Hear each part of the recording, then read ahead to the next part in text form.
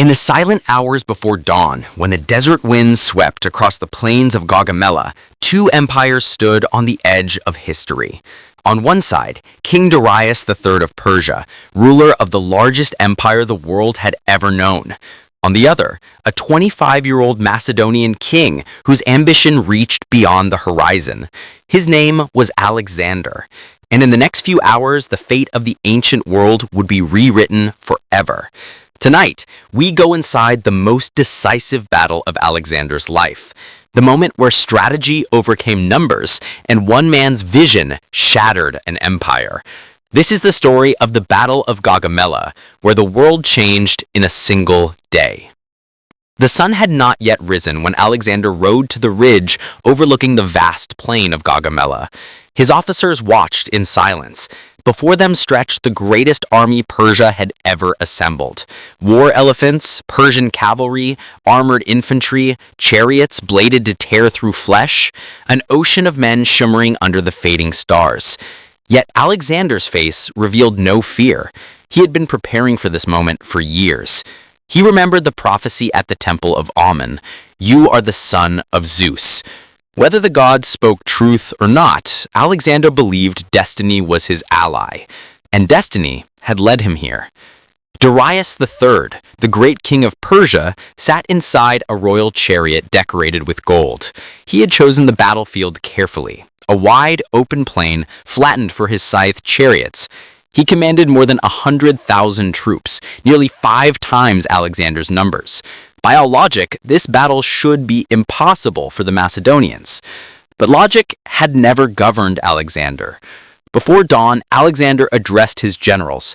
He said, "The Persians fight for survival. We fight for glory, for the world that lies beyond."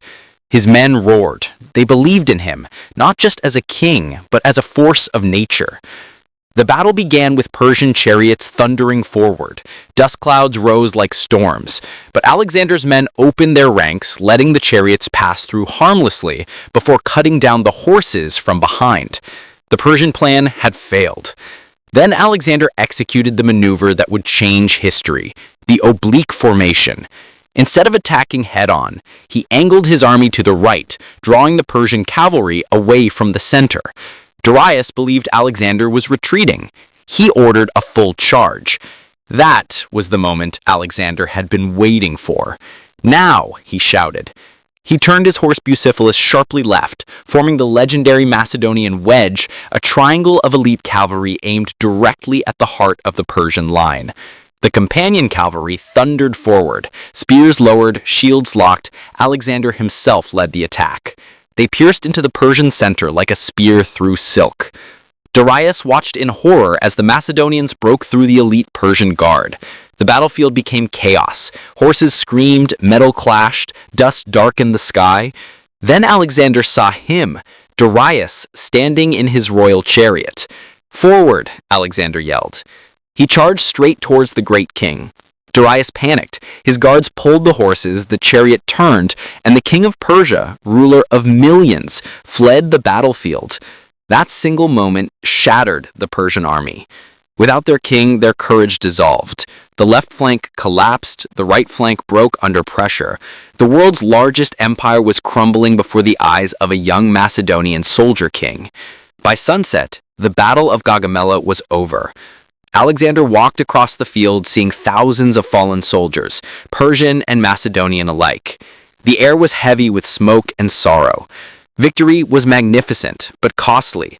Yet one truth stood brighter than the fires that still burned on the plain. Alexander was now the king of Asia. The Persian Empire had not just been defeated, it had fallen. One battle, one day, one king, and the ancient world would never be the same again. And so on the plains of Gaugamela, destiny fulfilled its promise. A 25-year-old commander challenged an empire and won. This was not just a military victory. It was the birth of a legend, the rise of a conqueror whose name would echo across centuries. If you enjoyed this journey into ancient warfare, remember to like, comment, and subscribe to Hidden U.S. History. Next episode, we follow Alexander deeper into Persia, where betrayal, revenge, and ambition collide. Stay curious, Stay unstoppable.